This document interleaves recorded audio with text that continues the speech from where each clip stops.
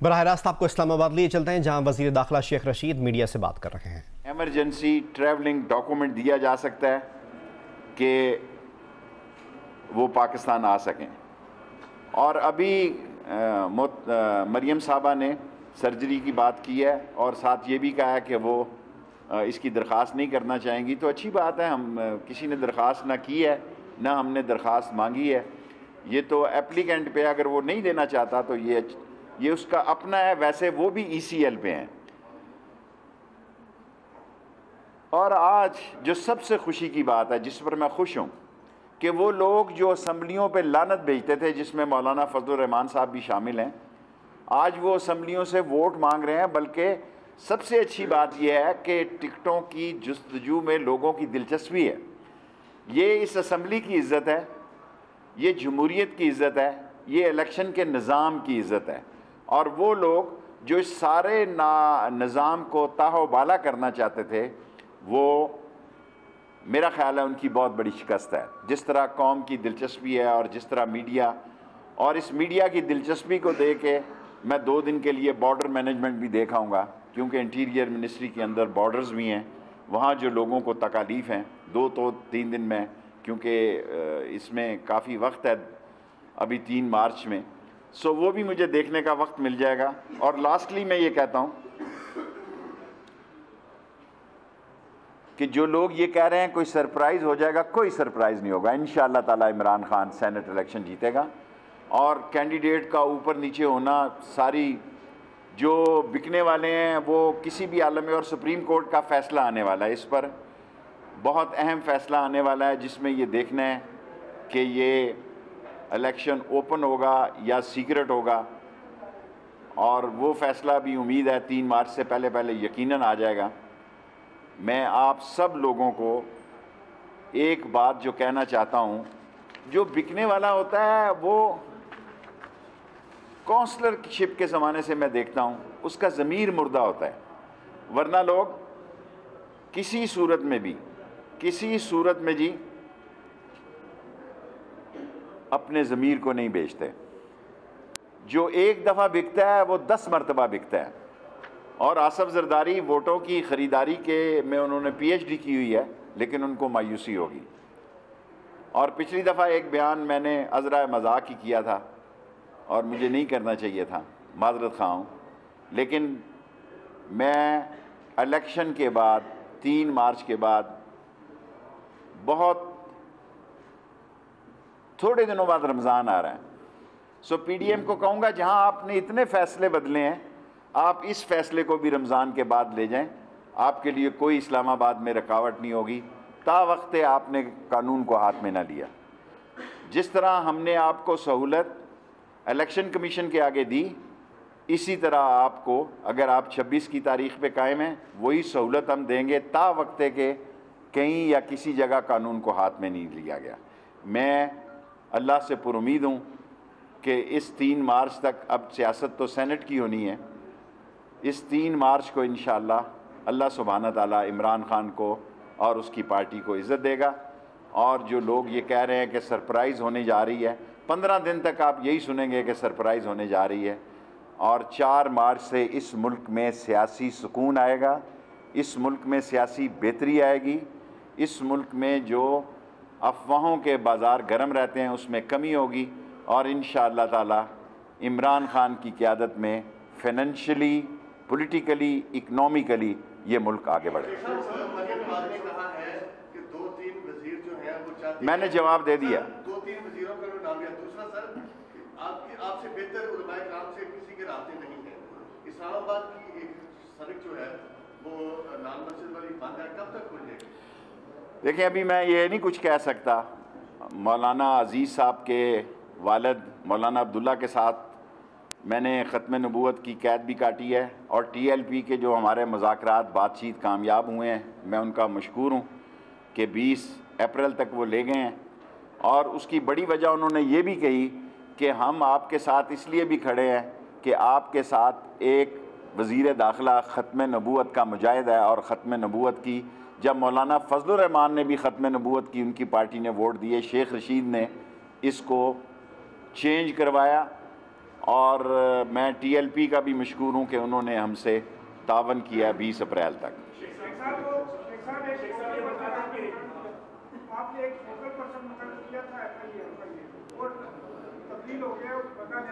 अच्छा, नया FIA में भी हम एक इंशाअल्लाह ताला प्राइम मिनिस्टर साहब से और प्रिंसिपल सेक्रेटरी से बात करके हम FIA में भी हमागी, मैं DG की बात नहीं कर रहा, बाकी जो लोग वहाँ छौनी डाले बैठे होंगे 11-11, 20-20 साल से, उन्हें रिप्लेस करेंगे। जी बेटे।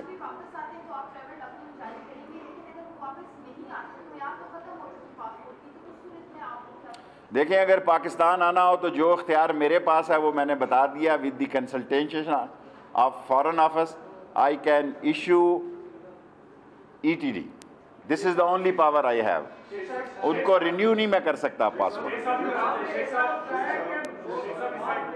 ये नहीं कर रहा, कर सकता हूं लेकिन कर नहीं रहे, क्योंकि उनका नाम 20 अगस्त 2018 में ECL पे आ गया है। जिनका नाम ECL पे हो उनका पासपोर्ट ना रिन्यू होता है ना नया दिया जाता है। एक मिनट तू कार दो।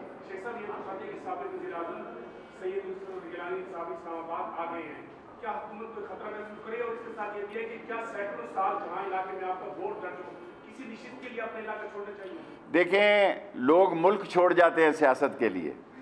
वो क्या सियासतदान है जो धोखा दे के मुल्क छोड़ जाता है? लोग सियासतदान, हम जब स्टूडेंट वर्कर थे तो UK में, अमेरिका में गरीब लोग पैसे जमा करते थे कि हमारी लाश पाकिस्तान जाए, शायद हमारे पास पैसे ना हो, हम अपनी धरती पे मरना चाहते हैं। ये वोट लेने के लिए कुछ भी कर सकते हैं। शॉर्ट सर,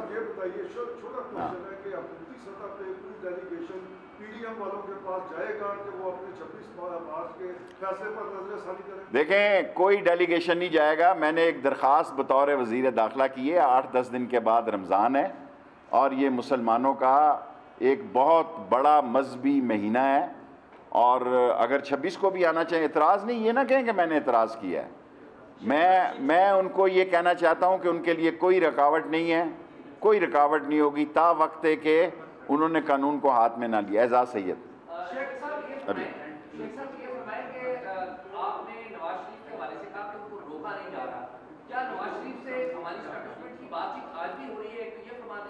और दूसरा ये बता दें कि चेयरमैन नागरा के तौर पे एक अपॉइंटमेंट हुई है, काफी एतराज हो रहा है कि आपने ही चीफ ऑफ स्टाफ को 2 साल जो पहले आए उनको चेयरमैन नागरा लगाया और अभी तक नागरा बोर्ड भी नहीं। नादरा का टेंडर नोटिस दे दिया गया है नए नादरा के चेयरमैन के लिए, वो छप गया अखबारों में।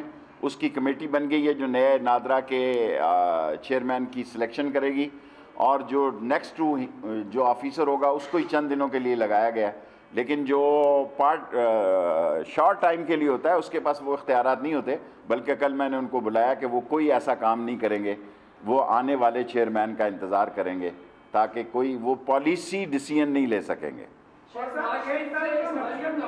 सर्टिफिकेट देखें, नवाज शरीफ का जो मैंने आपको बताया, अगर नवाज शरीफ साहब ये कहें कि वो पाकिस्तान आना चाहते हैं, मैं तीसरी दफ़ा कह रहा हूँ कि उन्हें ETD जारी किया जा सकता है। किसी ने कोई हमसे बातचीत नहीं की, क्योंकि इंटीरियर मिनिस्ट्री ने करना, कोई राब्ता नहीं है किसी ने। शेख साहब, मरियम नवाज एक तरफ कह रही कि वो जानना नहीं चाहती और दूसरा जराये के मुताबिक वो एक वफाकी वजीर के साथ इस मामले पे राब्ते में, कहीं वो आप तो नहीं?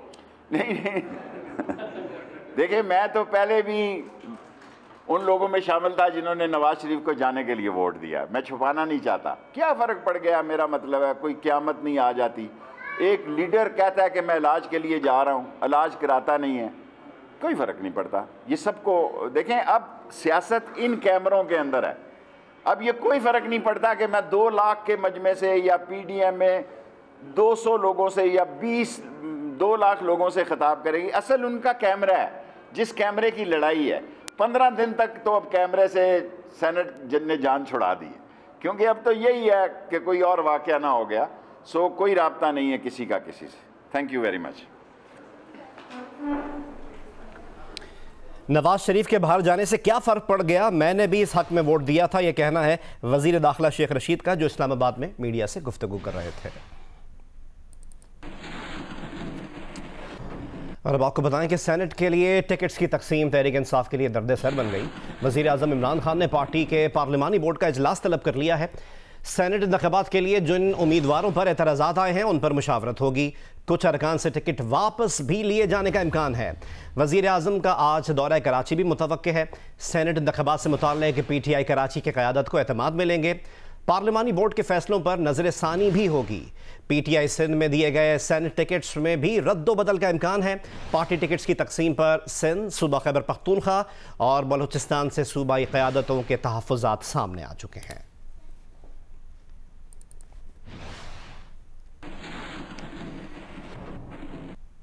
मुस्लिम लीग नून के सीनियर नायब सदर शाहिद खाकान अब्बासी ने कहा है कि सेनेट इलेक्शन में वोट खरीदे गए।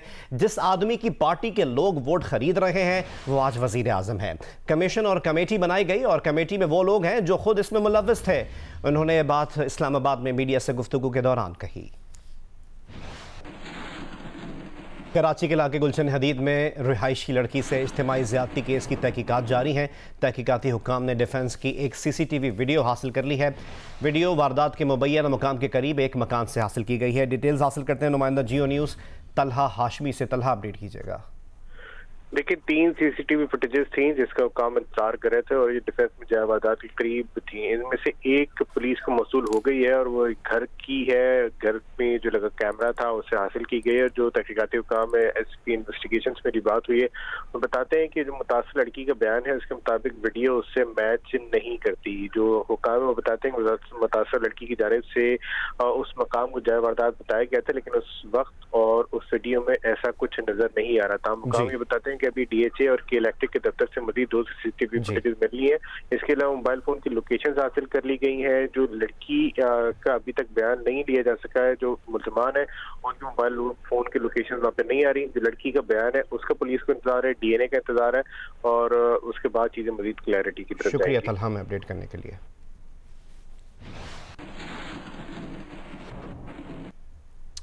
कराची में सिंध असम्बली के हल्का PS 88 में वोटिंग जारी है। ज़ईफ़ुल उम्र लोग भी हक़ के राय दही इस्तेमाल करने आ रहे हैं, लेकिन इमारत की पहली मंजिल पर पोलिंग बूथ होने की वजह से उन्हें दुश्वारी का सामना करना पड़ रहा है। तफसीलात बताएंगे जियो न्यूज़ के नुमाइंदे सुलेमान सादत खान। जी बिल्कुल, मैं आपको रिपोर्ट कर रहा हूँ। ये खोखरा पार नंबर 5 है और गवर्नमेंट बॉयज़ सेकेंडरी स्कूल, और यहाँ पर पोलिंग स्टेशन नंबर ये 68 है और 1000 से ज़ायद वोट हैं, जिसमें 600 से ज़ायद जो है वो मर्दों के वोट हैं और 400 से ज़ायद ख़वातीन के वोट हैं। पोलिंग का अमल जारी है, लेकिन हम सुबह से ये देख रहे हैं कि यहाँ पर कुछ ज़ईफ़ ख़वातीन आई हैं, लेकिन उनके वोट जो है वो पहली मंजिल पर हैं। जो कि बमुश्किल चल पा रहे हैं, उन्हें जो है वो पहली मंजिल पर जाने में काफ़ी दुश्वारियों का सामना है। 4 जमातों के माबैन ये मुकाबला है और सिक्योरिटी के जो इंतज़ामात हैं वो खातिर ख्वाह हैं। जी, सिंध असम्बली के हल्के PS 43 सांगड़ और बलूचिस्तान असम्बली के हल्के PB 20 पिशीन 3 पर ज़िमनी इंतखाब के लिए पोलिंग जारी है। सांगड़ से जियो न्यूज़ के नुमाइंदे मोहम्मद खालिद और अली नईम, जबकि पिशीन से नूर जमान अचकज़ई हमें सूरत हाल के मुतालिक अपडेट करेंगे। इस वक्त हम एक polling station government boys primary school Jam Anwar Ali में मौजूद हैं। ये हसास तरीन, इस पोलिंग स्टेशन को हसास तरीन करार दिया गया है और टोटल रजिस्टर्ड वोटर्स की तादाद इस पोलिंग स्टेशन पे 1980 के करीब है। पुलिस हुकाम हमें बताते हैं 3 मुख्तलिफ अजला से पुलिस एहलकार बुलाए गए हैं, जिनमें 98 लेडी एहलकार भी शामिल हैं। टोटल 1700 जवान और अफसर हमारे डिप्लॉय किए गए हैं। लोग इंटरेस्टेड लग रहे हैं वोट डालने के लिए। बाकी अल्लाह का शुक्र है, डिप्लॉयमेंट हमारी हर जगह ठीक है, लेडीज़ भी है, मेल भी है। इस वक्त हम मौजूद हैं पेरोमल गर्ल्स हाई स्कूल के अंदर बनाए गए पोलिंग स्टेशन के अंदर, जहां पर वोटर्स जो हैं अब तक तकरीबन कोई 125 से ज़ायद वोट यहां पर कास्ट हो चुके हैं, जबकि यहां इस पोलिंग स्टेशन के अंदर 1400 वोटर्स का इंदराज है। इस हल्के के अंदर जो 2 कैंडिडेट्स का 1-to-1 मुकाबला है वो पाकिस्तान पीपल्स पार्टी के जाम शब्बीर अली हैं और उनका मुकाबला पाकिस्तान तहरीक इंसाफ के मुश्ताक जुनेजो के साथ है। मजमूई तौर पर 7 यहाँ पर उम्मीदवार हैं जो इस इलेक्शन को कंटेस्ट कर रहे हैं। इस हवाले से सिक्योरिटी के खातिर का इंतजाम किए गए हैं। तहसील सराना में सुबह 8 बजे से मुख्तलिफ पोलिंग स्टेशनों पर वोटर्स की आमद का सिलसिला शुरू हो चुका है। हमने देखा है मुख्तलिफ पोलिंग स्टेशन पर बड़ी तादाद में पोलिंग स्टेशन पर ख़वातीन वोटर्स भी आ रहे हैं। मुख्तलिफ जो उम्मीदवार हैं उनके जो कैंप लगे हुए वहाँ पर एजुकेट कर रहे हैं वोटर्स को कि वोट डालना है। ख़ासकर मुख्तलिफ पोलिंग स्टेशन पर कई ऐसे वोटर्स थे इनको हिरासत में लिया है जिनके पास डुप्लीकेट शनाख्ती कार्ड था। जो 3 पोलिंग स्टेशन इंतहाई हसास थे, वहाँ पर बड़ी तादाद में सिक्योरिटी एहलकार तैनात है। कहीं भी किसी किस्म का नाखुशगवार वाक़या रोनमा नहीं हुआ। भारतीय कप्तान विराट कोहली को फील्ड अंपायर से उलझने पर पाबंदी का सामना करना पड़ सकता है। चेन्नई टेस्ट के तीसरे रोज कोहली ने जो रूट को नॉट आउट करार देने पर अंपायर पर दबाव डालने की कोशिश की। चेन्नई टेस्ट के तीसरे दिन के आखिरी लम्हात में जो रूट को नॉट आउट करार दिए जाने पर विराट कोहली ने रिव्यू लिया, जिसमें फील्ड अंपायर के फैसले को बरकरार रखते हुए जो रूट को नॉट आउट करार दिया गया। इस फैसले पर विराट कोहली फील्ड अंपायर नितिन मेनन से उलझ पड़े और उन पर दबाव डालने की कोशिश की। साबिक इंग्लिश कप्तान माइकल वॉन ने कोहली की इस हरकत पर सख्त तनकीद करते हुए कहा कि आप जितने भी पावरफुल हों, अंपायर पर दबाव नहीं डाल सकते। इंग्लिश कमेंटेटर डेविड लॉयड ने कहा कि विराट अंपायर से इस लहजे में बात नहीं की जाती। साबिक कप्तान नासिर हुसैन का कहना है कि भारतीय कप्तान ने रिव्यू से पहले पूरे 15 सेकंड्स लिए। वो खुद भी आउट होने या ना होने पर मुत्तफिक नहीं थे, तो अंपायर से क्यों उलझ रहे थे। ऑस्ट्रेलिया के खिलाफ 36 रन पर आउट होने वाली टीम की क़यादत विराट कोहली ने की थी, जबकि इसके बाद तीनों टेस्ट में रहाणे की कप्तानी में भारत सीरीज जीती। होम ग्राउंड पर एक मरतबा फिर विराट की कप्तानी में इंग्लैंड ने पहले टेस्ट में भारत को बुरी तरह शिकस्त दी। विराट कोहली की कप्तानी पर इन दिनों काफी तनकीद हो रही है। दूसरी जानिब अंपायर से उलझने पर उन्हें आईसीसी कोड ऑफ कंडक्ट के लेवल 1 या 2 की खिलाफ वर्जी करना पड़ सकती है।